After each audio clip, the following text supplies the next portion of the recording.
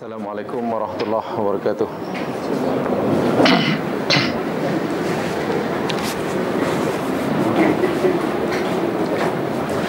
Innal hamdalillah nahmaduhu wa nasta'inuhu wa natubu ilaihi wa nastaghfiruh.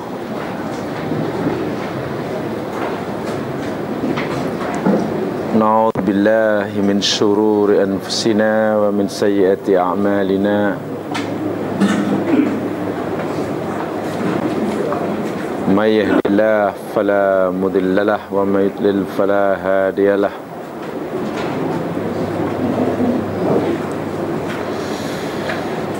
Rabbi shrah li sadri wa yassir li amri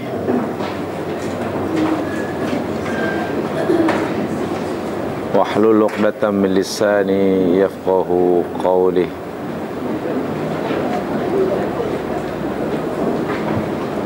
Allahumma amin wa ba'.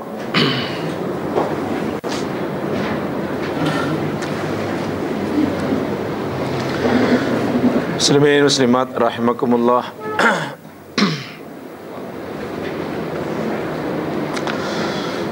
Kita akan teruskan siri pengajian kita, siri pengajian hadis kita.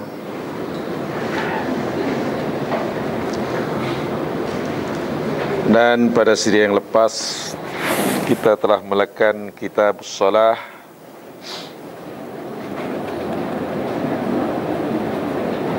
dalam babul mawaqit. Jadi bab waktu-waktu salat.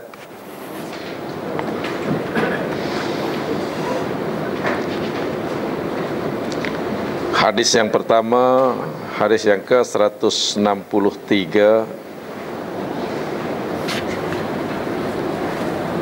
merupakan hadis yang menceritakan tentang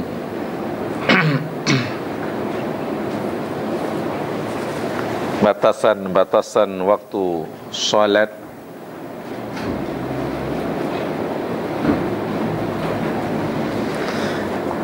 Kemudian dijelaskan dalam hadis-hadis lepasnya 166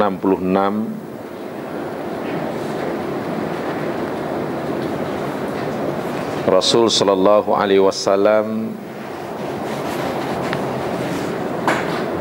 amat menyukai mentakhirkan sembahyang Isya.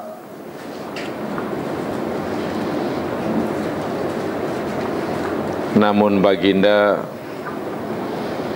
tidak gemar, tidak suka tidur sebelumnya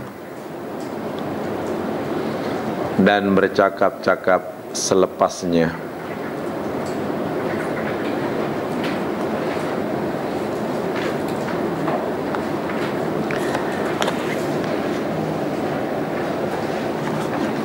Kemudian hadis yang ke-167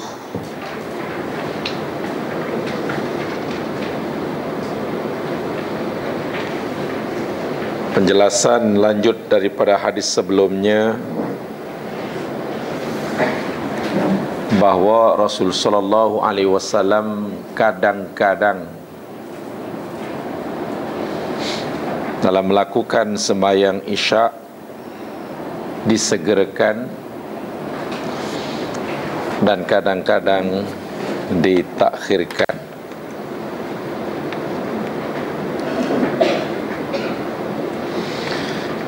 Nabi lakukan ini rupanya ada sebab.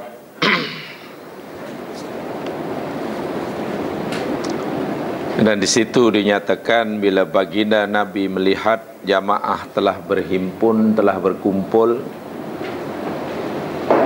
maka Nabi segerakan. Dan apabila jamaah solat Isya tadi lambat berkumpul, lambat sampai, Nabi takhirkan. Sementara dalam sembahyang subuh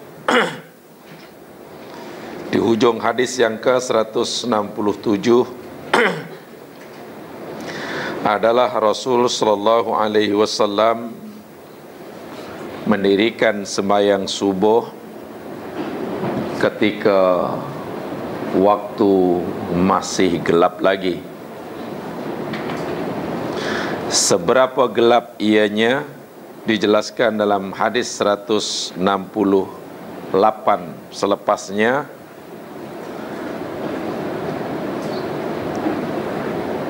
Di situ disebutkan wan nasu la yakadu ya'rifu ba'duhum ba'dah.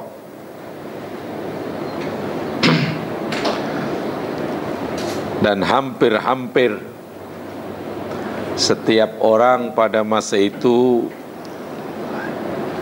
tidak dapat mengenali sebagian dengan sebagian yang lain. Bermakna cuaca masih gelap. Bahasa mereka hampir-hampir sebagian orang tidak mengenali yang lain. Bukan maknanya cuaca dah masih gelap. Berbeza dengan sembahyang maghrib pula dalam hadis 169. Saya sebutkan dulu secara ringkas sebelum kita uraikan, sebab ada kaitan, sulit hendak menjadikan setiap satu hadis dengan berdiri sendiri. Sementara dalam hadis 169,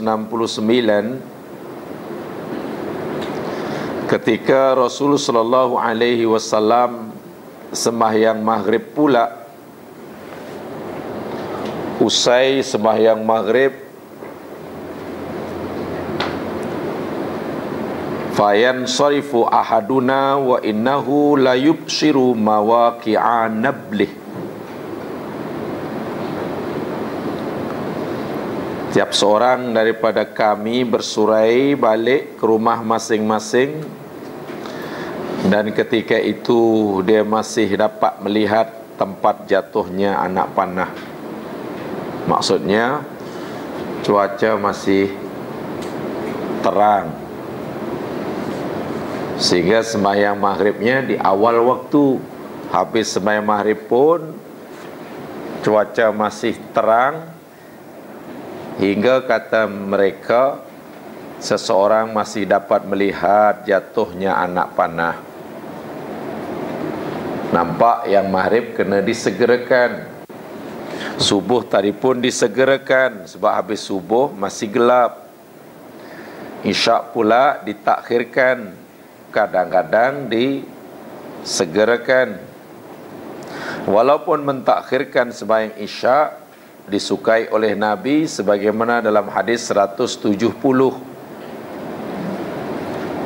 daripada Aisyah radhiyallahu anha qalat tamman Nabi sallallahu alaihi wasallam dzata lailatin bil isya hatta dhahaba 'amatul lail thumma kharaja fa shalla wa qala innahu la waqtuha laula an asyqa ala ummati. Hadis dirawikan oleh Imam Muslim. Satu malam Nabi SAW menangguhkan solat isya hinggalah hampir lepas sebagian malam. Dan baginda keluar,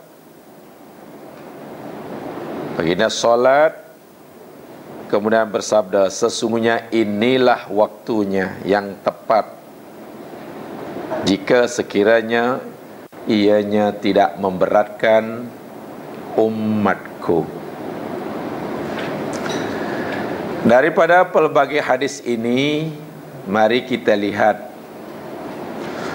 pertama sekali, yakni tentang hukum mentakhirkan solat isya. Sebab tadi banyak cerita tentang solat isya. Hadis 166, 167. Ini solat isya belaka ni 170. Hadis sini semua cerita tentang solat isya.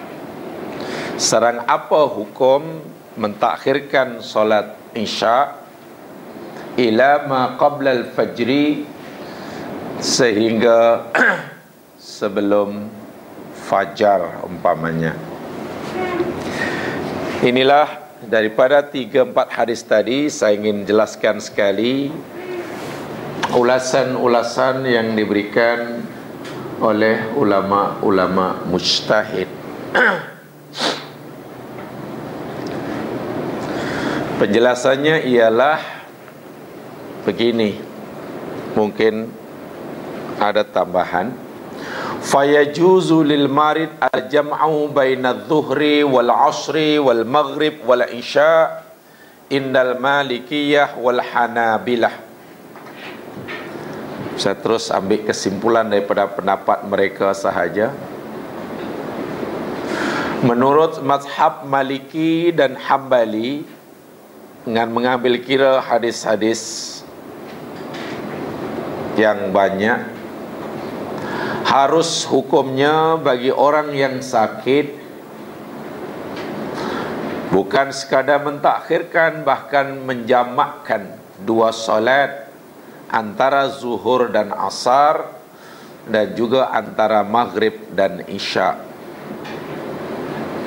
Orang yang sakit boleh menjamakkan antara 2 solat, zuhur dan asar, maghrib dan isya. Begitu Malikiyah dan Hanabilah, Hambali, dan juga yang dipilih oleh sebagian daripada ulama-ulama Syafi'iyah. Imam An-Nawawi berkata, hadzal wajhu qawiyyun jiddan. Ya, pendapat ini atau besar ini adalah sangat kuat. Wahtaju annal jam'a la yakunu illa li uzrin wal maradu uzrun.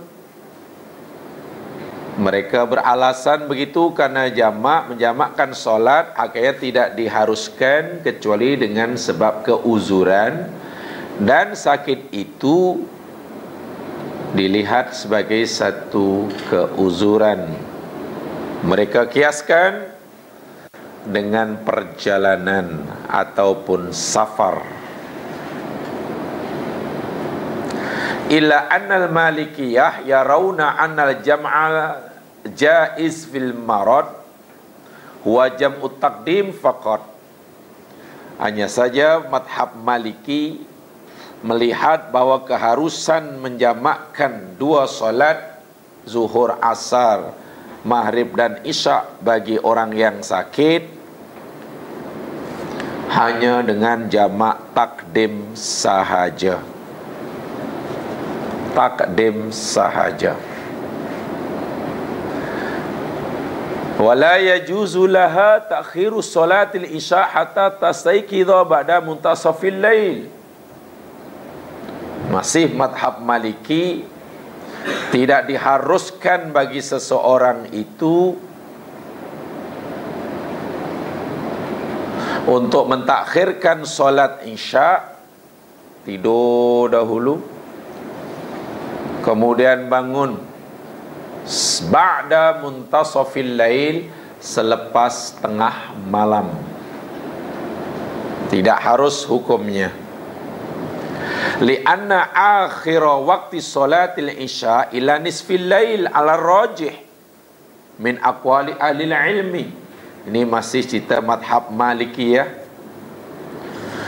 Ini kerana akhir waktu sembahyang isya ialah hingga separuh malam, menurut pendapat yang kuat berdasarkan hadis-hadis Rasul sallallahu alaihi wasallam. Contoh umpamanya hadis yang dirawikan oleh Imam Bukhari daripada Anas bin Malik radhiyallahu an. Katanya, akhara Rasul sallallahu alaihi wasallam salat al-isya ila nisfil lail. Adalah Rasulullah sallallahu alaihi wasallam mentakhirkan solat isya hingga separuh malam. Itu masa yang terakhir di hujung, bukan selepasnya.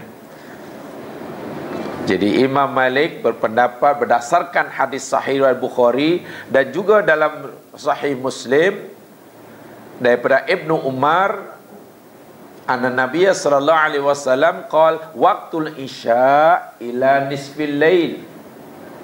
Sembahyang isya itu hingga pertengahan malam. Inilah yang dipilih oleh Malikiyah. Ini jugalah yang dipilih oleh Syekhul Islam Imam Ibnu Taimiyah. Wa amma ma ba'da muntasafil lail ilal fajri, adapun waktu selepas tengah malam hingga terbit fajar, fahuwa waqtun darurah la yajuzu ta'khiru shalah ilaih illa li usrin. Tidak harus hukumnya orang melambatkan solat isya hingga ke waktu tersebut illa li udrin, kecuali dengan adanya keuzuran. Jadi daripada hadis tadi difahami oleh madhab Maliki dan dipilih oleh Imam Ibn Taimiyah, hukum menangguhkan solat isya itu amat disukai, tetapi masa berakhirnya paling lambat hingga tengah malam. Kalaulah terbenam matahari pukul 7, terbit matahari pukul 7, jadi tengah malamnya pukul 7, so pukul 1 pukul 1 lah. Tengah malamnya pukul 1. 7. Itu kalau 7 hingga 7. Masalahnya 7 hingga terbit fajar. Tapi fajar kan bukan pukul 7. Ya 12 malam lah. Jadi Imam Malik bertegas, Malikiyah bertegas, Ibnu Taimiyah memilih sunnat, disukai hukumnya mentakhirkan sembahyang isya, tetapi paling lambat tengah malam. Sebab masa selepas pertengahan malam hingga terbit fajar mereka sebut sebagai waktu darurah. Tidak dibolehkan seseorang mentakhirkan solat isya hingga ke masa tersebut illa li udhrin, kecuali dengan sebab keuzuran. Walau bagaimanapun jamaah sekalian, masa yang disebut muntasafil lail, tengah malam tadi, ya tentulah ia berbeza antara satu negeri dengan negeri yang lain, pada satu ketika dengan ketika yang lain. Wa huwa mukhtalifun biikhtilafil azminah wal buldan. Ianya berbeza-beza mengikut tempat dan masa. Bagi kita mungkin tidak terlalu ketara, maklum kita duduk di negara yang dekat khatulistiwa, yang tidak mempunyai, yang hanya mempunyai 2 musim. Tapi bagi negara yang mempunyai 4 musim dalam 1 tahun, sangat ketara sekali perbezaan panjang siang dan panjang malam. Contoh, kalau musim sejuk malamnya pendek ke panjang. Yang jamaah yang pernah duduk di musim sejuk tu lah, kan lama kan jamaah duduk di Switzerland. Siang panjang kalau winter, Panjang ya? Siang pendek, malam panjang. Siang pendek, malam panjang. Sama pula malam pendek, siang panjang. Ya, karena yang bayangkan kalau umpamanya yang malam pendek, itu pertengahannya dengan dekat sekali itu, Isya dengan subuh. Demikian juga bila malam itu terlalu panjang. Jadi istilah kalau menggunakan ketetapan jam, ya tidak sesuai lah, bergantung. Mungkin bila Isya ditakhirkan hingga separuh malam, ketika malamnya pendek, dah sekejap pula mungkin belumlah rehat, dah masuk waktu subuh. Boleh jadi. Boleh jadi. Jadi di sini saya tadi berubah. Walau bagaimanapun, fa inna ta'khirul isya, fa inna ta'khirul isya ila ma ba'da nisfil lail kauni mutaban lam yakun yambaghi wa in kanat waqtu ada ala waqa'at ada ala rajih. Mentakhirkan isya hingga selepas pertengahan malam, hukum yang paling ringannya sekalian, lam yakun yambaghi. Itu hukum yang paling ringan. Maknanya tidak seyogyanya dilakukan, tidak baiklah, gitulah. Itu yang paling ringan. Ya, sebab mungkin ada yang mengharamkannya. Paling ringan tidak baik, gitulah. Yang pasti menyalahi hingga pertengahan malam. Kecuali tadi nyatakan karena ia waktu uzur, dipanggil waktu darurat, maka tidak boleh melakukan seseorang itu kecuali dengan sebab-sebab yang tertentu. Sebab-sebab itu ad-dukhulu fi khilaf may yaqulu bi khuruji waqti isya mutlaqan bi nisfil lail. Kenapa tidak patut dilakukan selepas itu? Ya, karena bila orang melakukannya, dia telah melakukan sesuatu dalam waktu sesuatu yang diperselisihkan. Karena ada yang melarang, ada yang membolehkan. Sedangkan dalam agama ini al-khuruj minal khilaf mustahabbun. Keluar daripada khilaf itu hukumnya disukai, bukan malah masuk. Sembahyang Isya selepas tengah malam, yakni khilaf. Ada yang melarang, ada yang mengharuskan. Kalau orang katalah melakukannya, maknanya ia masuk kepada perbuatan yang diperselisihkan. Sedangkan kaidah agama menyatakan keluar daripada khilaf itu disukai. Sebab itu minimum hukumnya lam yakun yambaghi, tidak elok.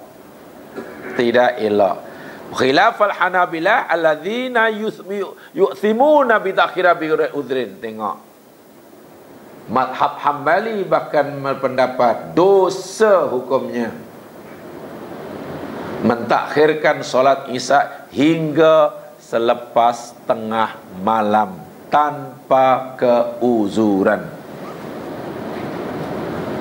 Kalaupun kita nak mentakhirkannya ikut sunnah Nabi, maksimum tengah malam, itu pun Nabi tidak tidur terlebih dahulu. Jadi nak sembahyang Isya, nak lambat-lambat, kena jaga. Bukan tidur dahulu. Hanya mungkin kalau penat, lepas itu pukul 8 tidur, baru terjaga pukul 3 pagi, terus sembahyang Isya, ya insyaAllah tidak mengapa. Malikiyah membenarkan, bahkan Hanabilah yang mengatakan dosa hukumnya mentakhirkan tadi pun membolehkan, sebab orang tadi ada alasan. Alasan dia apa? Tertidur. Itu jadi seeloknya khuruj minal khilaf. Wa mina an-naumu qablaha Wa qad sahhan nahyu Nabi sallallahu alaihi wasallam an dzalik. Jadi tidak boleh tidur sebelumnya karena Nabi melarang itu. Wa kaunuka takumna laila ba'daha la yazulaka takhira ila ma ba'da nisfil lail. Wa li bari khilaf ulama fi isya naqulu ikhtalafa ulama akhara waktu ikhtiyar isya hal huwa thulusil aw nisfahu aw nisfahu. Itu tentang apa namanya pendapat yang Hanafiyah tadi, Malikiyah yang saya nyatakan tadi. Kemudian jamaah sekalian, ada beberapa perkara, ada perkara mungkin bukan berkaitan dengan yang telah disebutkan tadi. Begini, idza tabayyana hadza fa madhhabul Hanabilah anna sholatal isya ba'da nisfil lail taqau ada, lakin ta'khir wa li ghairil ma'zur la yajuz. Menurut madhab Hambali, bahwasanya solat isya, mengerjakan solat isya selepas separuh malam, hukumnya masih dikira ada. Ada tu maknanya boleh, apa tunai. Lakin takhiruha li ghairil ma'dzur, tapi jika ia melakukannya itu kerana tanpa keuzuran, tidak dibolehkan. Jika ada keuzuran masih dikira ada. Ada itu tunailah, menunaikannya. Syafi'iyah dan Hanafiyah ila ma ba'da nisfil lail waktu jawazil lil isya, bahwasanya sembahyang isya melambatkannya hingga selepas separuh malam, hukumnya harus. Itu Syafi'iyah dan Hanafiyah. Malikiyah dan Hanabilah tidak membenarkan. Malikiyah tidak membenarkannya. Hanabilah ya terserah jamaah nak ikut mana. Kalau ikut Syafi'iyah boleh, ikut Hanafilah la isma fi takhiriha, tidak ada dosa sedikit pun melambatkannya walaupun hingga separuh, lepas separuh malam. Walakin yakunu khilafal afdal, tetapi perbuatan orang itu menyalahi perbuatan yang utama. Dia utama tapi bukan paling utama. Dia baik tapi bukan yang terbaik. Tengok ya, dalam masalah ini pun keempat mazhab yang terkenal hingga hari ini berbeza pendapat. Malikiyah nampaknya sependapat seiring dengan Hanabilah, Hambali, sedangkan Syafi'iyah yakni sependapat dengan Hanafiyah. Wah, kalau dikira Imam Syafi'i tak pernah pun berguru kepada Imam Hanafi.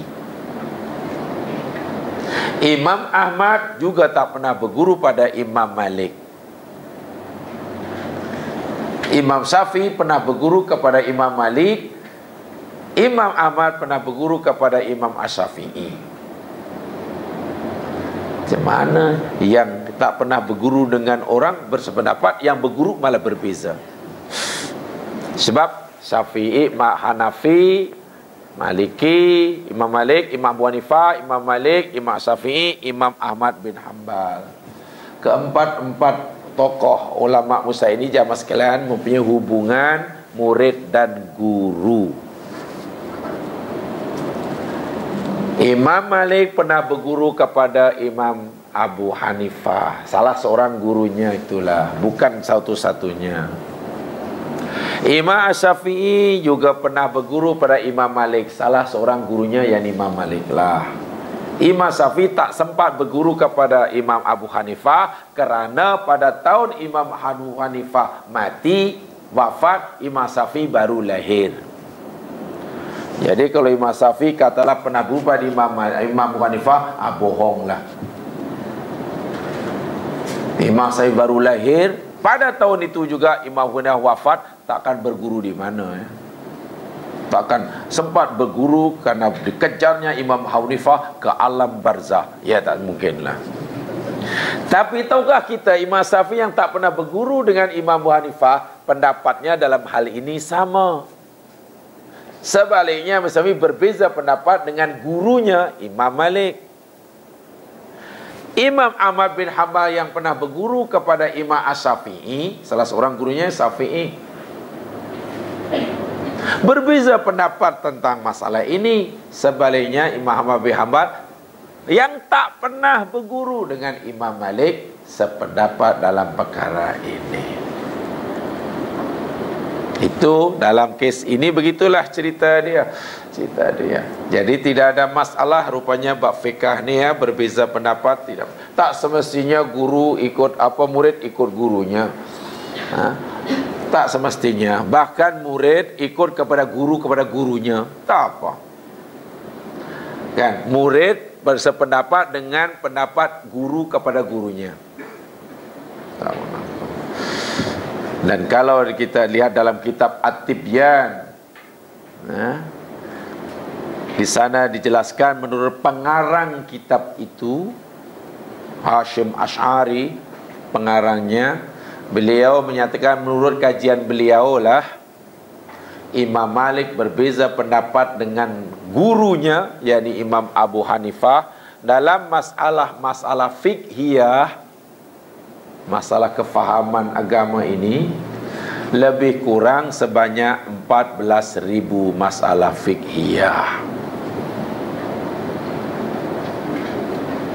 Imam Asy-Syafi'i berbeza pendapat dengan gurunya, yakni Imam Malik, dalam masalah fiqhiyah lebih kurang sebanyak 7.000 masalah fiqhiyah. Demikian juga Imam Ahmad berbeza pendapat dengan gurunya Imam Syafi'i dalam masalah fiqhiyah lebih kurang 6.000 masalah fiqhiyah. Bukan 6, beza 6 ya, 6.000. Bukan 7, 7.000. Bukan 14, 14.000. Tapi yang luar biasanya, keempat tokoh ulama mujtahid bebas ini, mutlak ini, mutlak, antara seorang dengan yang lainnya saling hormat menghormati. Kita tidak akan temukan walaupun sepatah kata keluar daripada Imam Malik, lidah Imam Malik, yang mencela Imam Abu Hanifah. Kita tidak akan temukan, walaupun beliau berbeza pendapat dengannya sebanyak 14.000 masalah. Kita tidak akan temukan walaupun satu patah kata keluar daripada mulut Imam Asy-Syafi'i yang mencela Imam Malik. Kita tidak akan temukan, walaupun mereka berbeza pendapat lebih kurang 7.000 masalah fiqhiyah. Ini yang perlu kita contohi. Dahlah kita ini tak pandai berpendapat, tapi pandai berbeza pendapat. Dahlah tambah pula iaitu cela-mencela.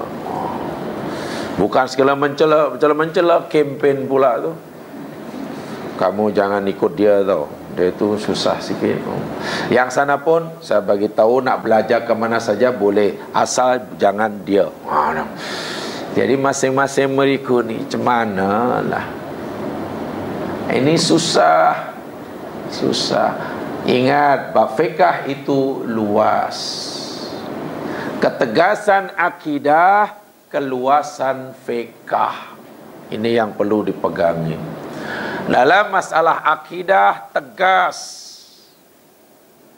tapi dalam masalah fiqh ada wus'ah, kelapangan. Dan lapangnya pendapat dalam fiqh inilah memberi kemudahan kepada kita. Kenapa mereka berbeza pendapat? Itu tadi saya katakan, hadisnya bermacam-macam. Lalu apa hukumnya? Sebab kadang disegerakan, kadang disebab dalam hadis, kadang-kadang Nabi sampai setelah itu dan sampai kadang mentakhirkan, kadang-kadang menyegerakan, dan seterusnya. Fa innal wajib alaika, walaupun demikian jemaah sekalian, yang perlu diambil berat oleh kita dalam perkara ini ada ussolah fi waktiha. Ini yang tidak diperselisihkan. melaksanakan, menunaikan solat tepat pada waktunya. Ini yang tidak diperselisihkan. Dan juga yang tidak diperselisihkan, sabda Rasul, afdalus solati fi awali waktiha. Seutama-utama solat itu, dilakukannya pada awal waktunya. La yajuzu ta'khirul isya hatta yakhruja waktuha. Tentulah tak boleh. Tidak boleh mentakhirkan solat isya hingga habis waktunya. Walaupun mereka berbeza pendapat bila berakhirnya. Syafi'i sependapat dengan Hanafi, Malik sependapat dengan Ahmad bin Hanbal sependapat dengan Malik. Amman naum qablaha, berdasarkan hadis yang ke mana tadi? Ke 170 ya. Oh iyalah. Berdasarkan hadis yang ke 170, jemaah sekalian, yakni disimpulkan amman naum qablaha faqad sahhan Nabi sallallahu alaihi wasallam karahatahu.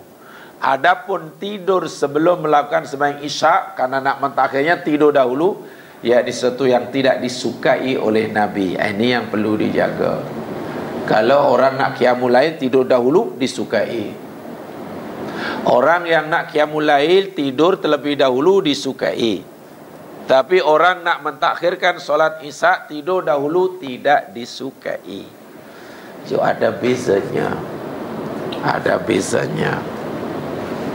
Waqad akhrajal Bukhari wa Muslim wa ghariha. Itu telah dikeluarkan oleh Imam Muslim dan juga Imam Bukhari di dalam hadis yang ke-166 maksudnya. Yang sampai kayak hadis 166 tadi, la yuhibbun naum qablaha wal hadis ba'daha. Di situ dinyatakan kana yakrahun naum qablaha wal hadis ba'daha. Adalah Nabi tidak suka. Yakrah itu tak suka. Kalau kita tak mau terjemahkan benci, terjemahkan saya tidak suka. Makna asal yakrahu kan benci. Tapi kalau tak maulah menerjemahkan dengan benci, ya tak suka itu ialah. Nabi tidak menyukai tidur sebelum sembahyang Isya bagi yang mentakhirkan tadi dan bercakap-cakap selepasnya. Wasolat itu hadis yang ke 166 tadi. 66 tadi. Qala al-Hafidz Ibnu Hajar, ini dia punya sarahannya mas sekalian ya, sebab dalam buku ini kan hanya matan saja kan. Ini hanya matan saja. Jadi situ saya baca banyak-banyak tadi kemudian saya simpulkan. Hafidz Ibnu Hajar Al-Asqalani berkata, At-Tirmidzi kariha ahlul ilmi al-ilmi naum aqala At-Tirmidzi kariha ahlul ilmi an-naum qala isya wa rakhasa ba'dhum fihi fi Ramadan khassah. Kebanyakan ahli ilmu, cendekiawan, ilmuwan, yang tidak menyukai tidur sebelum melakukan sembahyang Isya bagi yang ingin mentakhirkannya, tetapi sebagian mereka mengharuskannya pada bulan Ramadan sahaja. Kalau pada bulan Ramadan hukumnya diharuskan, tidak dilarang. Tidur lepas maghrib, kemudian tidur, bangun sembahyang Isya pukul dah 12, terus sembahyang Isya, terus sembahyang tarawih sekali. Kecuali pada bulan Ramadan disukai. Selain Ramadan tidak. Sebagian pendapat demikian. Itu yang dikutip oleh Ibnu Hajar Al-Asqalani. Al-Asqalani. So kesimpulan daripada ulasan tadi jamaah sekalian, anna naum qabla Isya makruh inda aksal ilmi. Bahwasanya tidur sebelum sembahyang Isya bagi yang mungkin mentakhirnya, yakni sesuatu yang tidak disukai oleh kebanyakan ulama. Walakin la ya'samu bi fa'ilu illa idza kana ba'da dukhulil waqti. Tetapi tidaklah berdosa bila orang itu tidur, kecuali apabila ia mula tidur itu dah masuk waktu Isya. Tidur sebelum solat isya. Bagi yang nak mentakhirkan solat isya tidak disukai. Nabi tidak disukai itu bahasa yang halus ya, bahasa yang agak yang kak kasar, benci gitulah, dibenci. Kecuali walau bagaimanapun orang yang melakukannya tidaklah dikira berdosa, kecuali dia mula tidur itu waktu isya dah masuk. Kalau lepas maghrib kemudian terus tidur, semisal kena bangun, tak apalah, tidak disukai tapi tidak berdosa. Tapi bila dah masuk waktu isya, jangan tidur, solatlah isya. Kalau nak takhirkan, jangan tidur. Ini kesimpulannya. Wa alima annahu la yastaghithu fi waqti isya lama fi dzalika minat tafrid. Lebih-lebih lagi jika nanti tak boleh bangun hingga terlepas waktu isya, maka dia dah jatuh tafrid. Tafrid itu maknanya cuai, dan cuai itu hukumnya haram. Sebetulnya bukan untuk sembahyang isya saja jamaah sekalian, sembahyang fardu apapun, bila dah masuk waktu, jangan tidur. Usahakan jangan tidur. Solatlah dahulu. Solatlah dahulu. Sebab bila kita tidur dah masuk waktu, maknanya kewajipan itu dah datang. Kewajipan dah datang kepada kita dan kita dah wajib buat, tapi kita tidur dahulu. Bayangkan jika kemudian tidak terjaga sehingga terlepas waktu, hukumnya dosa. Kecuali mungkin orang yang dah biasa tidur qailulah, mungkin tak ada masalah ya. Orang yang mungkin boleh tidur 10 minit, letak aja, bagi saja arahan, tidur 10 menit. Dalam kepala dah diletakkan 10 minit aja, bangun. Dah biasa. Tapi bagi yang tak biasa, tidur katalah masuk zuhur, dah 1:30 tidur, atau pukul 2 tidur, bukan 10 minit, 3 jam 40 minit bangun, ya berdosalah. Ini yang perlu jadi istilah takhir dan tafrid. Tafrid itu berdosa ya mas sekalian ya, dosa. Ulama itu ulama dahulu, itu mujtahid dahulu.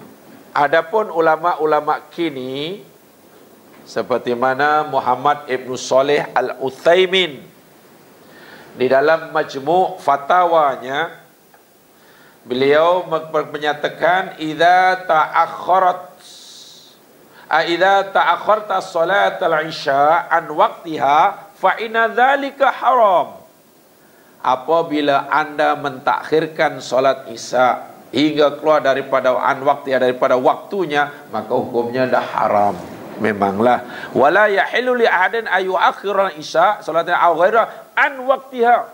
Bukan salat isya saja, semua salat pun tidak boleh ditakhirkan hingga keluar daripada waktunya. Fa in akhara an waqtiha biduni udhin fa hiya salatun batilah ghairu maqbulah walau salaha alfa marrah. Jika ia mentakhirkannya sehingga terlepas waktu, ya apa tidaknya dah masuk waktu, tidur dahulu, kemudian sampai terlepas lah, tak apalah nanti, akhirnya terlepas, solatnya batal, ghairu maqbulah, tidak diterima, walau solaha alfa marrah, walaupun orang itu solat sebanyak 1000 kali. Itu kata Asy-Syaikh Ibnu Muhammad Ibn Saleh Al-Utsaimin, salah seorang ahli majlis fatwa kerajaan Arab Saudi. Adapun mentakhirkan sembahyang isya, khas sembahyang isya hingga sebagaimana sunnah Nabi tadi, itu adalah disukai. Bahkan Nabi menyatakan dalam hadis yang ke-170, begitu Nabi sembahyang isya di akhir waktu, yakni tadi, tapi belum melepasi tengah malam, Nabi kata innahu lawaqtuha laula an asyqa ala ummati. Ini adalah waktu solat isya, kalaulah ianya tidak memberatkan umatku. Jadi bagi mereka yang tidak merasa apa-apa masalah, tidak merasa apa-apa keberatan, maka solat isya memang disukai ditakhirkan, dengan syarat maksimum kalau kita tak nak masuk dalam khilaf, maksimum hingga tengah malam. Ditambah lagi syaratnya lagi satu, jangan didahului dengan tidur. Kalau mengantuk, tidur saja. Apa namanya, solat kemudian tidur. Bagi orang jenis kita ni lah, kalau orang yang Abu Bakar mungkin tidur terus boleh bangun. Masanya kita ini bukan Abu Bakar. Jadi boleh apa namanya ini. Kenapa jamaah sekalian mentakhirkan tadi tidak boleh berpanjangan hinggalah maksimum sebelum terbit fajar, tapi kenapa hanya setengah malam? Ini pendapat yang kuat sebenarnya tengah malamnya, walaupun Syafi'iyah dan Hanabilah Hanafiyah boleh selagi belum terbit fajar, tapi yang kuat yakni hingga tengah malam. Apa alasannya? Li'annal ahadis al-warida 'an Nabi sallallahu alaihi wasallam tadullu ala anna awqati salatillah ila nisfil lail faqat. Karena hadis Nabi telah menyatakan bahwa akhir sembahyang Isya itu hingga pertengahan malam sahaja. Wa ma baina nisfil lail ila tulil fajri laisa waqtan li salatil mafruḍah. Waktu antara tengah malam hingga terbit fajar bukannya waktu bagi solat fardu. Kama anna ma baina tulu'i syamsi ila zawaliha laisa waqtan li sholatil mafruḍah. Sebagaimana waktu antara terbit matahari hingga tergelincirnya matahari bukan waktu bagi sembahyang fardu. Kalau kita kembali kepada hadis yang pertama, yakni hadis 163, kalaulah kita jadi itu alasannya jadi kuat memang. Yang satu bukan tempoh hari, waktu solat 5 waktu ini rupanya tidak bersambung semuanya, ada gap. Selama ini kita mungkin menerima karena itu pendapat Syafi'iyah, yang ada gap hanya antara subuh dan zuhur, yang kita ada gap. Tapi kalau berdasarkan pada Imam Malik dan Imam Ahmad bin Hanbal, hadis-hadis sahih, dan nanti saya tunjukkan ayat Qurannya sebab pendapat ini lebih kuat, yang ada gap tentulah antara subuh dan zuhur tu ada gap lah. Mulai terbit matahari hingga tergelincir bukan waktu sembahyang bagi sembahyang fardu. Yang ada waktu sembahyang bagi sembahyang sunat, duha, sembahyang jenazah, sembahyang tahiyatul masjid. Kan sembahyang tahiyatul kan tidak mengenal masa kan. Asal masuk masjid aja sembahyang lah. Sembahyang mayit atau sembahyang atau lepas habis wuduk sembahyang pun terus boleh. Antara zuhur dengan asar ini memang bersambung. Habis ada zuhur, bila berakhirnya waktu zuhur, masuknya waktu asar. Tapi nampaknya dalam hadis yang ke-163 yang telah kita pelajari, antara asar dan maghrib ada gap waktu dia. Yakni kan hingga habisnya waktu asar sehingga antasfaros samsu, isfaratis samsu, matahari sudah berwarna kekuning-kuningan. Maknanya sudah nampak begitu bulat besar hingga nak tenggelam. Itu sebenarnya waktu asar dah habis tu. Jadi sekejap. Antara maghrib dan isya bersambung. Antara isya dan subuh rupanya adalah gap sedia. Kata Malikiyah dan juga Hanabilah. Syafi'iyah bersambung. Semuanya bersambung kecuali satu. Alasan yang digunakan oleh Malikiyah dan Hanabilah lebih kuat. Di samping hadisnya kata begitu, juga firman Allah yang mereka bawakan. Coba lihat jamaah sekalian firman Allah Subhanahu wa taala di dalam surah, kalau tidak Al-Quran tidak mengapa, saya tunjukkan saja ayatnya. Di dalam surah Al-Isra. Ini dalil dia. Betulkah solat waktu Isya ini tidak bersambung dengan solat subuh? Maksudnya betulkah berakhirnya waktu solat makna sebelum masuknya waktu subuh? Yakni berdasarkan kalau Al-Quran yang mereka jadikan alasan surah Al-Isra ayat 78. Itu dalil yang digunakan.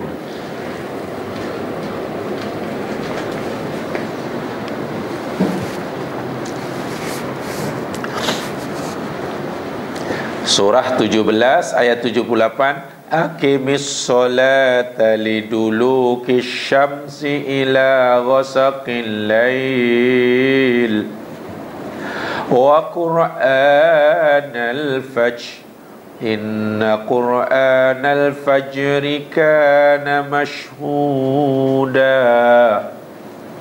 Artinya,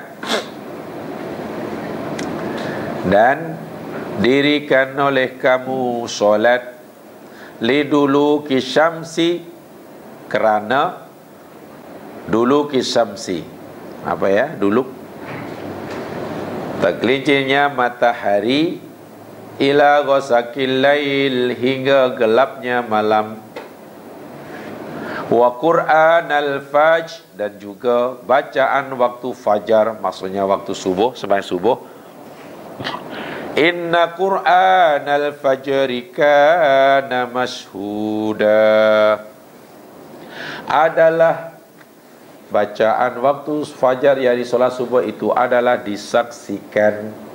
Di situ ada perintah, ini ada perintah Allah, dirikan solat bermula li duluki syamsi. Duluk itu maknanya zawal, tergelincir.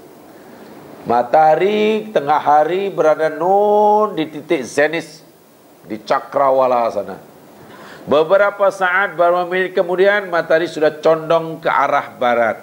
Condongnya matahari meninggalkan titik zenith di angkasa, di cakrawala, itulah dipanggil duluk atau zawal, masuk waktu zuhur. Hingga bila kita disuruh salat daripada ini, ghasaqil lail. Ghasaq itu jamaah sekalian, ghasaqul lail ay nisfahu. Yang dimaksudkan gelapnya malam ialah separuh atau setengah malam. Wa huwa alladhi yatimu bil ghasaq wa huwa adzulmah. Jadi makna ghasaqil lail, gelapnya malam, mana hingga tengah malam. Sebab itu ada lagi perintah wa qur'anal fajri, diasingkan. Tengok, waktu solat subuh dengan waktu solat sebelumnya diasingkan. Wa qur'anal fajri, kan diasingkan di situ. Diasingkan menunjukkan bahawa waktu antara habis waktu solat Isya dengan waktu subuh ini ada waktu kosong. Waktu kosong. Ini dalil Al-Quran yang dipilih. Yang dipilih. Jadi kesimpulannya seperti yang saya katakan tadi, ini ada, itulah pendapat yang berbeza tadi. Sebab cara mereka melihat waktu solat berbeza, maka nanti dalam melaksanakan pun tidak sama. Faminnal zawal ila nisfil lail kulluhu awqatu solawati mutawaliyah. Bermula daripada tergelincirnya matahari hingga tengah malam, semuanya itu ialah waktu-waktu solat yang berterusan, bersambung. Jadi nampaknya di sini pendapat Imam Syafi'i masuk ke dalamnya lah. Dirikan solat bermula tergelincir matahari hingga tengah malam. Ghasaqil lail ayat tengah malam. Ini bermakna waktu antara tergelincir matahari hingga tengah malam, waktu-waktu solat yang bersambung, mutawaliyah, berterusan. Fayadkhulu, maka di situ waktu zuhur bizawal. Sumantaha, habis waktu zuhur, masuklah waktu asar, mubasyarah, dengan cara langsung. Thumayantahi, tunggu sekejap saja, bukan lama sangat. Mungkin untuk mendirikan solat tak cukup 4 rakaat tuh. Ketika matahari sudah berwarna kuning, sudah sekian bagiannya peratus sudah mulai nampak tenggelam, itu beberapa ketika bersaat akan terbenam itu. Ya, break sekejap sehingga menunggu terbenam matahari. Terbenam matahari start waktu maghrib. Habis waktu maghrib bermulalah waktu isya dan berakhir hingga pertengahan malam. Walihadza fasala salatul fajri wahdaha. Sebab itu dalam ayat ini perintah solat subuh diasingkan dari solat-solat sebelumnya. Wa Qur'anal fajri. Diasingkannya itu menunjukkan bahwa berakhirnya waktu solat bukan sebagai tanda masuknya waktu subuh. Jadi ada jarak masa. Sebab diasingkan ya, dipisahkan. Jadi salatul fajr disebut wahdaha, berdiri sendiri. Li'annaha la yattasilu biha waktu, la latu biha waktu qablaha, wa la tasilu biha waktu ba'daha. Karena perintah waktu subuh, yakni tidak bersambung dengan waktu sebelumnya, dan waktu sebelumnya pun tidak bersambung dengan waktu subuh. Ada masa. Itu alasan. Jadi dari hadis ada, daripada segi Al-Quran pun ada alasannya. Ada alasannya. Adapun kalau salatul asri la ghurubi samsi dalikan waktu yang tidak ghurubi samsi, kali ayat itu sudah nyatakan. Adapun waktu asar hingga terbenam matahari itu ada hadis yang lain ya, ada hadis yang lain, yakni hadis yang macam mana kalau waktu asar itu hingga terbenam matahari? Oh ya, hadis lepasnya nanti. Hadis yang ke 173 nanti ada. 173 nanti di sana ada. Jadi itu penjelasan tentang hingga hadis yang ke 170. 70. Sekarang jamaah sekalian, penjelasan hadis yang hadis ke 171. Hadis 71. 171. A'udzu billahi minasy syaithanir rajim. An Abi Hurairah qala Rasul sallallahu alaihi wasallam, Nabi bersabda, idza shtaddal harru fa'abridu bis shalah. Apabila hari itu sangat panas, cuaca sangat panas, apalagi di Madinah bila panas mungkin 52 centigrade, panas sungguh. Fa'abridu bis shalah, Nabi kata, tunggulah hingga sejuk, hingga tak panas. Tunggulah mungkin sejam. Kalau sejam masih tunggu lagi sampai sejuk. Di sini menunggu sejuk ini berapa lama? Sebab nanti dah 2 jam pun masih panas pula. Yang pasti tidaklah sampai menunggu hingga masuk waktu asar. Yang pasti tidaklah menunggu hingga masuk waktu asar. Yang pastilah. Yang pasti itu. Fa inna syiddatal harri, karena sesungguhnya panasnya, panas terik yang begitu panas tadi, min fayhi jahannam, ia adalah sebahagian daripada percikan api jahannam. Allahu Akbar. Percikan itu pun macam itu ya. Itu baru percikan dia. Hadis sahih riwayat disepakati Bukhari dan Muslim. Ya, disepakati oleh Bukhari dan Muslim.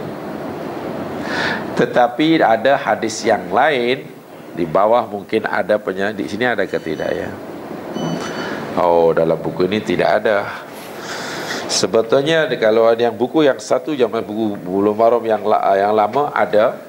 Jadi daripada Khabbab, syakauna ila Rasul sallallahu alaihi wasallam hararamda fi jibahina. Waqfana falam yuskina alam yuzil sakwana. Kami, kata Khabbab, pernah mengadu kepada Rasul sallallahu alaihi wasallam ketika melakukan sembahyang tengah hari, sembahyang zuhur, begitu panas sehingga semasa sujud kami mengadu kepada Nabi betapa panasnya dahi kami menyentuh di tempat sujud ni. Ingat ya, sembahyang pada zaman dahulu, zaman sekalian, masjid dahulu bukan macam sekarang. Dan mungkin Khabbab ini sembahyangnya bukanlah dalam masjid, mungkin di tanah lapang, sangat panas. Bila sujud tak tahan ni kening ni.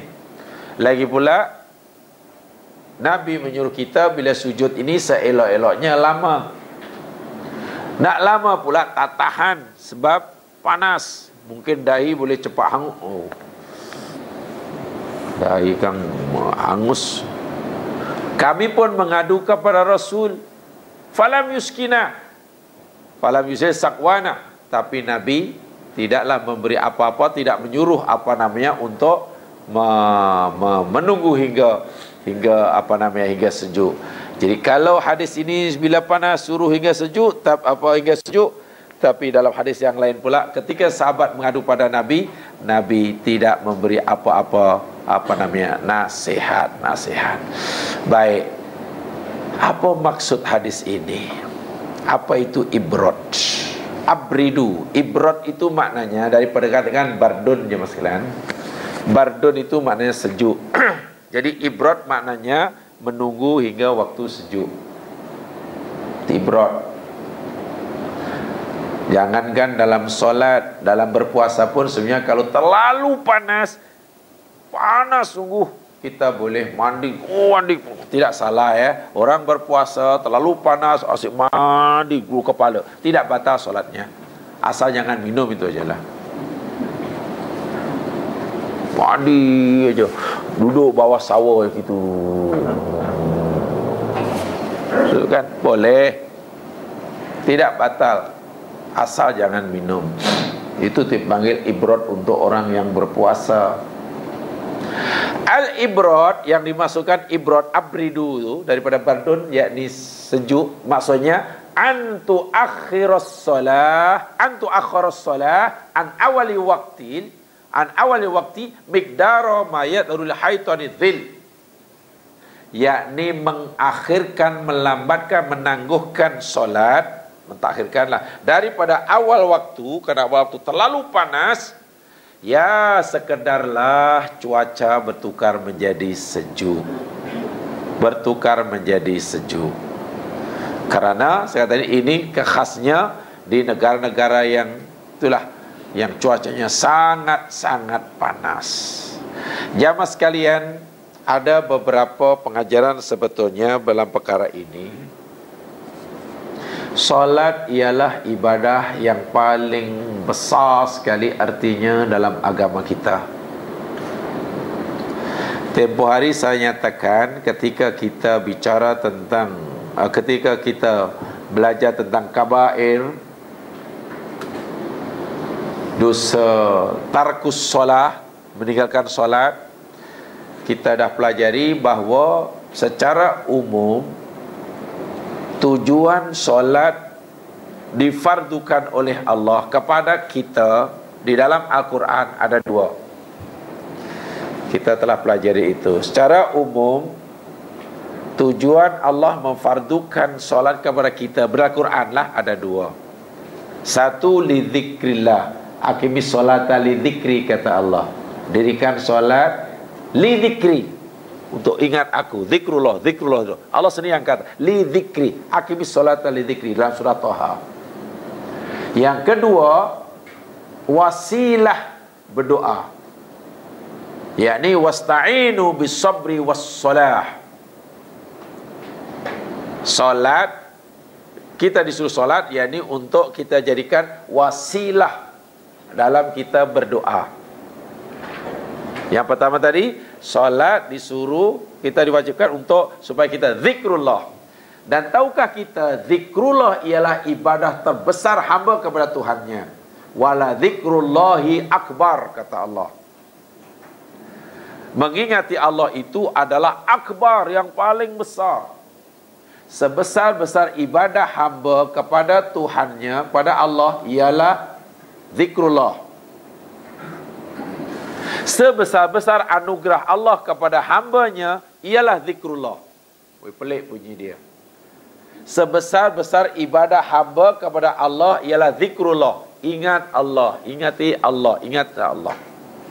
Sebesar-besar anugerah Allah kepada hamba ialah zikrullah, ingatan Allah kepada hamba itu. Ingatan kita kepada Allah sebesar-besar ibadah kita, ingatan Allah pada kita sebesar-besar anugerahnya.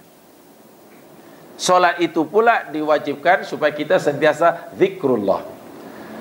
Memandangkan kedudukan solat begitu hebat sekali dalam agama.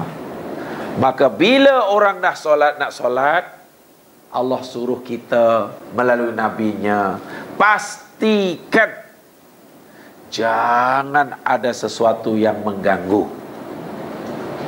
Contoh, Nabi pernah bagi tahu, idza wudi'al 'asha wa uqimatis shalah, apabila makanan malam telah terhidang, apabila makan malam telah terhidang, wa uqimat shalah, dan solat isya pun telah masuk waktunya, fabda'u bil asya. Hadis sahih Bukhari meriwayatkan, maka makan dulu. Kenapa suruh makan dulu? Ya, sebab perut lapar, makanan dah ada, solat dah masuk, Nabi makan dulu supaya bila solat nanti tidak ada gangguan. Bila orang nak solat mengantuk sangat, tidur dulu, kan begitu kan. Tapi sana tidur yang sekitar tadi lah, itu tak mengapa. Tidur yang macam itu tak mengapa, mengantuk sungguh, tapi qailulah lah, supaya bila solat nanti tak mengantuk. Sebab kalau ingat lagi sekali, hadis tadi bukan mungkin tidak berlaku pada semua orang ya. Mungkin berlaku kepada orang tertentu yang boleh tidur sekejap tadilah. Bagi mereka yang tahu diri tak boleh tidur sekejap, hadis tadi tak boleh digunakan. Bila mengantuk, tidur dulu hadisnya. Tapi tidur sampai 4 jam, ya tak bolehlah, hadis tu tak layak bagi orang macam tak sesuai. Kemudian dalam bab nawaqidul wudu kita pernah pelajari. Dalam bab nawaqidul wudu, bab pembatal-pembatal wudu kita dah pelajari dahulu. Tidak boleh orang solat sambil menahan sesuatu dalam perutnya. Tengok kembali bab wudu kan ada. Orang nak solat, perut pula tak sedap, ada sesuatu yang memberontak, ingin melepaskan dirinya. Umpamanya kita pun ala sekejap tak apa solat, tapi solat kita sambil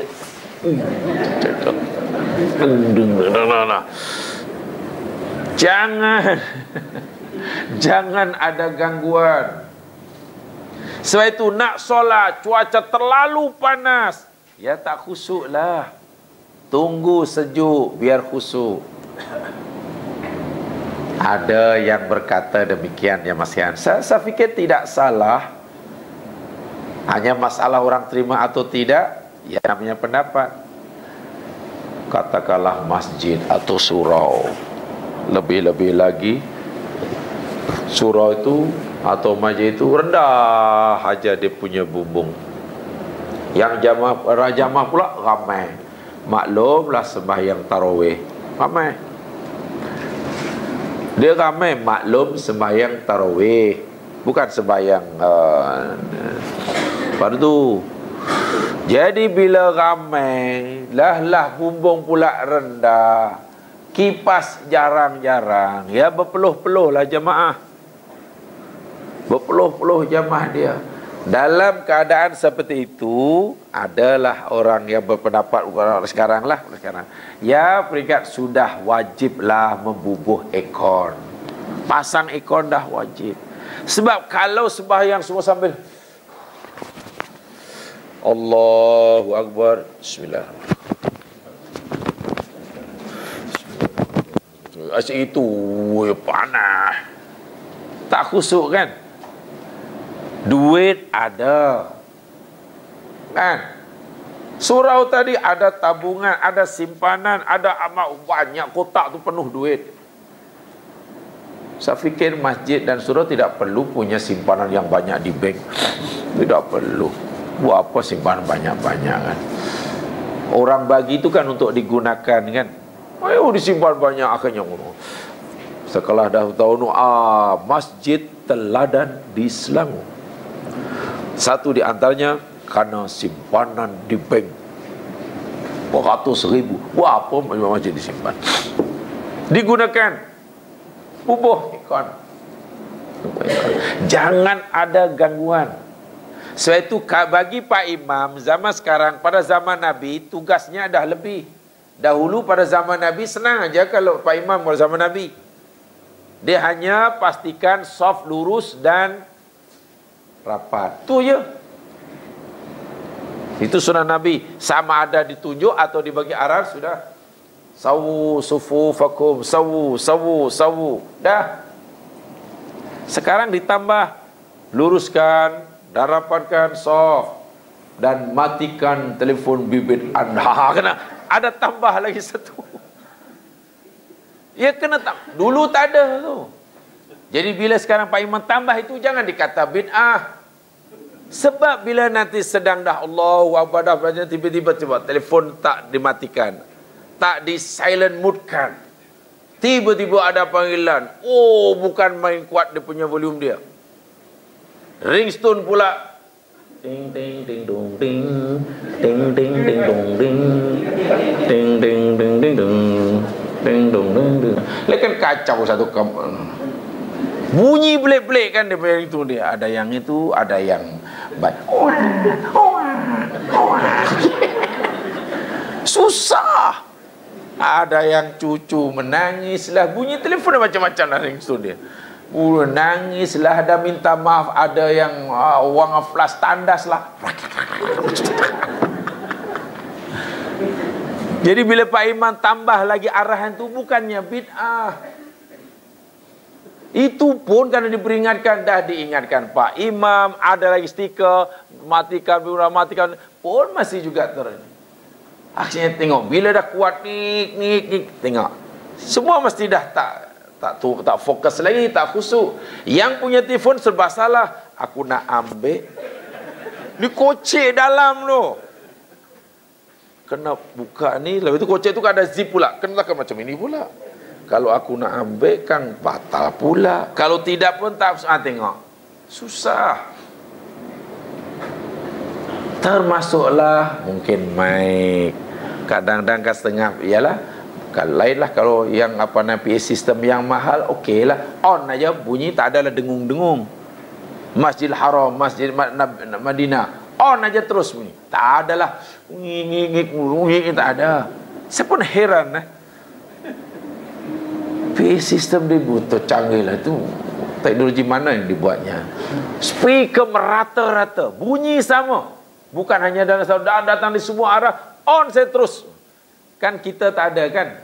Masjid kita, surau kita mungkin hanya berapa dia punya sound ni. Speaker hanya berapa, itu pun kena ngik, ni punya lagi ngik. Itu pun sekali Pak Imam dah dekat pula, terlalu dekat pun berdengung pula.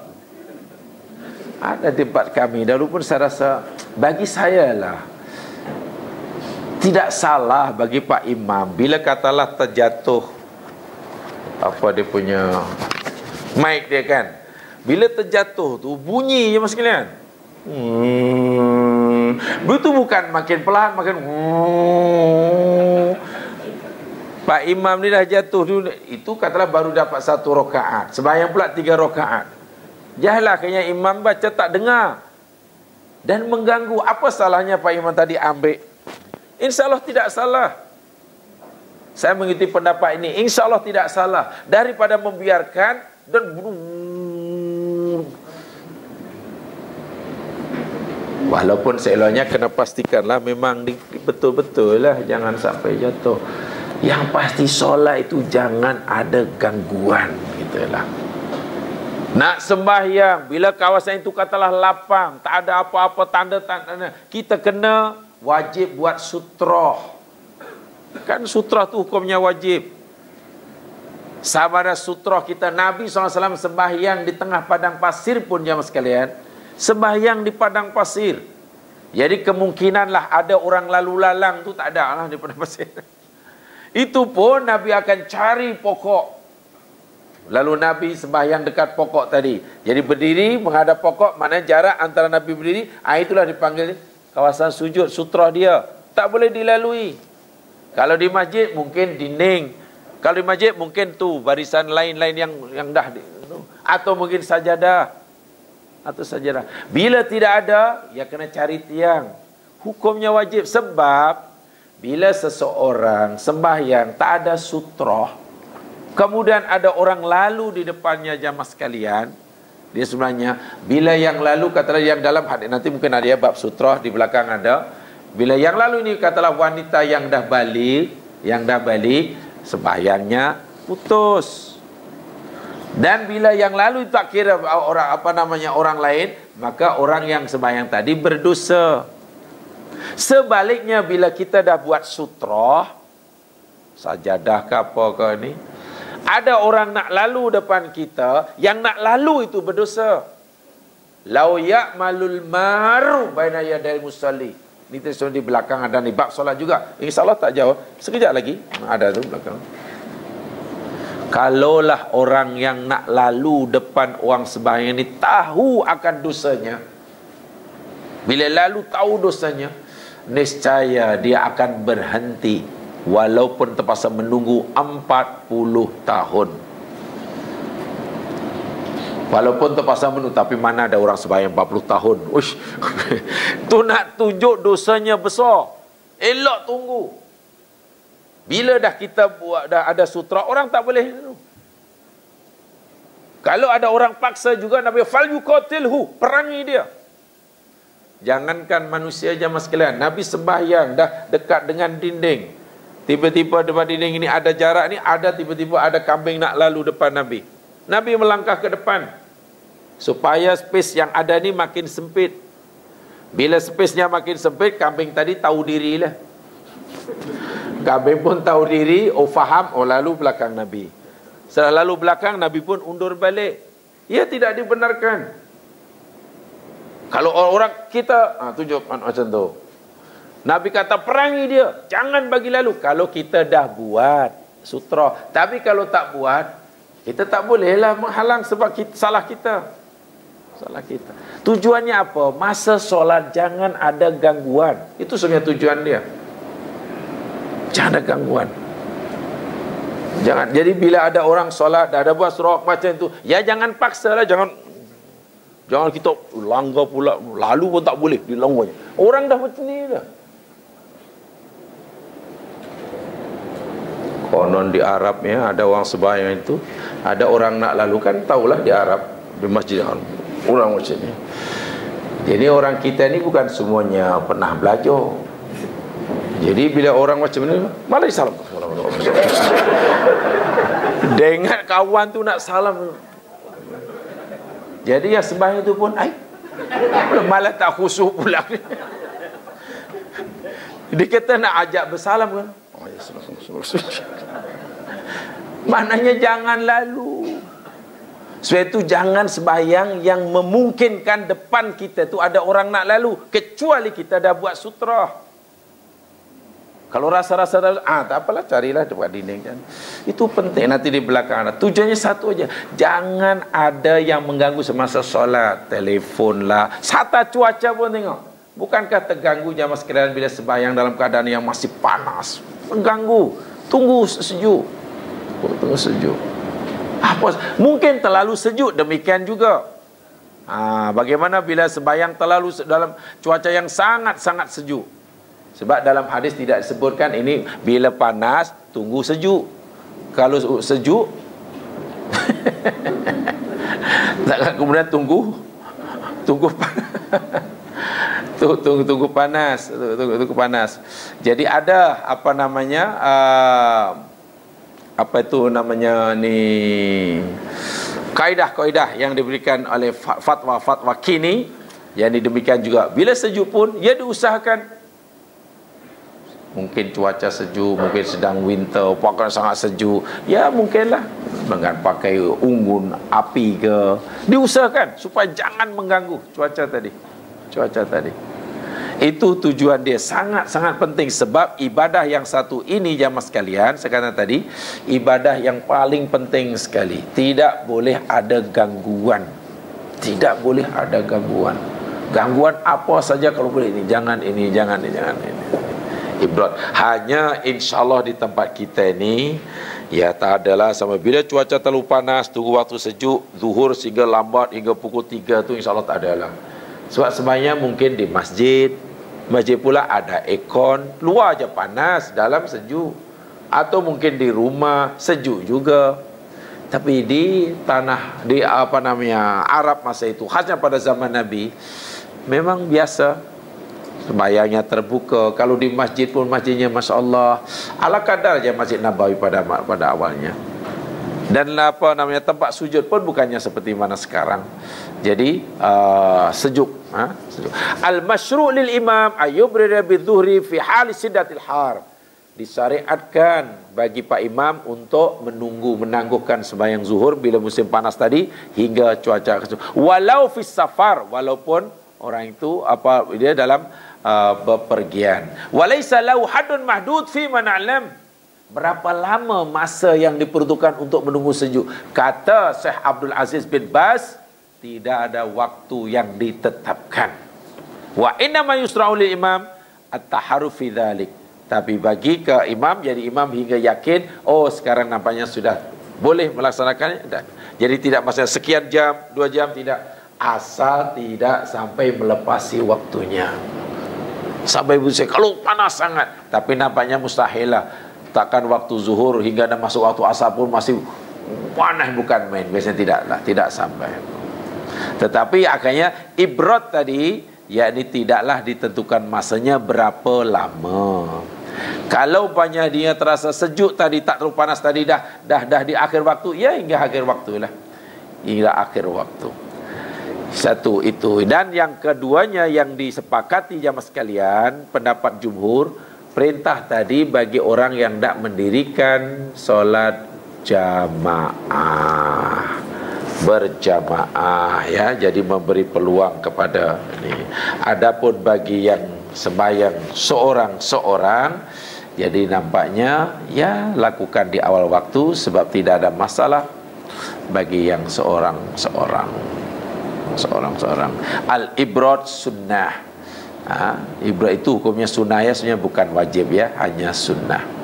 Walau bagaimanapun, jika ada masalah jika cuaca tidak mengganggunya, sembahyang di awal waktu tetap merupakan satu keutamaan.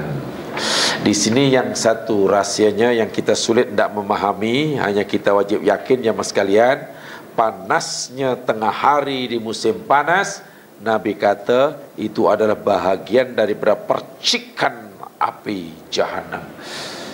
Itu yang kita tak tahu macam mana percikan api jahanam. Adakah ini bermakna panasnya cuaca dunia ini ada kaitan dengan panasnya api jahanam? Kalau percikan, ya maknanya ada kaitan lah. Maknanya ada kaitannya. Itu pun hanya percikannya, ya. Hanya percikannya. Jadi disuruh menangguhkan. Kata Ibnu Rajab menyatakan dalam syarahnya, hatta ra'aina fai'ut talawul, sehingga kami nampak matahari betul-betul dah condong, wa ba'udat an wasatis sama, matahari tadi seolah-olah jatuh jauh daripada tengah langit. Daripada kalau zuhur itu begini, ini dah betul-betul dah jauh dah jatuh, barulah sembahyang zuhur. Karena tujuannya yakni supaya ibrat tadi, dapat ibrat tadi. Jadi hakikatnya, ringkasnya, tidak ada masa yang ditentukan berapa lama menangguhkan waktu solat zuhur tadi. Tidak, asal tidak sampai terlepas waktunya. Tetapi dari segi logik memang tak mungkinlah Takkan hingga habis waktu zuhur masih panas berdentum. Asar tak mungkin lah. Itu tidak mungkin. Di Arab Saudi pun tidak mungkin. Asar masih panas tak tahan, tidak mungkin. Hanya dari segi hukum, selagi tidak melepasi waktunya. Dan hikmahnya yang ketara, saya ulangi sekali, solat adalah ibadah yang paling penting. Dalam melaksanakannya tidak harus ada gangguan. Tidak harus ada gangguan. Ya rahimakumullah, itulah yang saya sampaikan. Beberapa hadis tadi saya coba simpulkan. Yang selepasnya itu cerita tentang sembahyang subuh 1, 2, 3, 4 itu sembahyang subuh. Dan juga selepas itu tentang waktu-waktu yang diharamkan solat. Setiap satu tajuk ini mempunyai banyak hadis. Jadi sebab itu saya bacakan satu-satu tajuk, bukan satu-satu hadis. Ada beberapa tajuk dan setiap tajuk ada banyak hadis. Paling tidak lebih daripada 2 hadis, 3, 4 hadis macam itulah. Jadi tentang ibrad, takhir, solat di akhir waktu. Solat di akhir waktu, bukan sembahyang isya saja, solat di akhir waktu.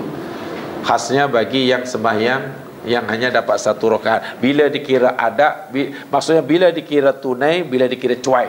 Itulah. Bila dikira orang itu ada, bila dikira orang itu cuai.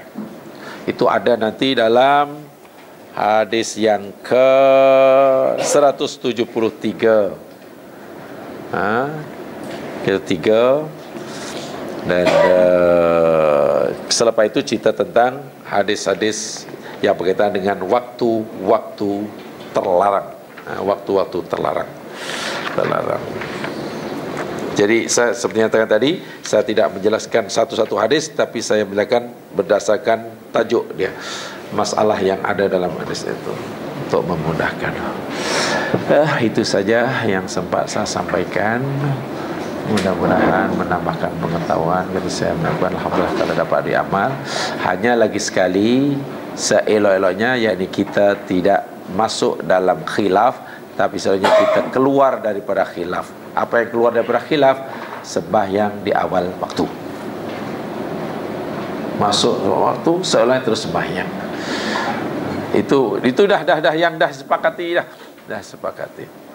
Dan bila kita dah masuk waktu, kalau kita jangan kita tidur. Kecuali mengantuk sangat, silalah tidur, tetapi jenis orang yang boleh bangun sekejap. Itu yang dah sepakati, itulah. Keluar daripada khilaf. Itu yang paling penting sekali, ya, paling penting sekali. Yang benar daripada Allah, kira kullu jadi subhanakallahumma bihamdika asyhadu an la ilaha illa anta astaghfiruka wa atubu ilaik. Innal insana fi khusran amanu wa salihat tawassaw bil haqq. Assalamualaikum.